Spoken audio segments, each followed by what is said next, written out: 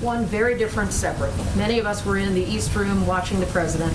We've seen him on many occasions where he has a repeated cough. What is the situation with that cough, and is that a concern? It's not a concern. We have a doctor who travels with him, obviously, who checks in if it is ever warranted, and certainly that continues to be the case, as it has been since the beginning of his presidency. Is there an explanation for why he coughs so frequently in situations like that? I'm sure you saw it.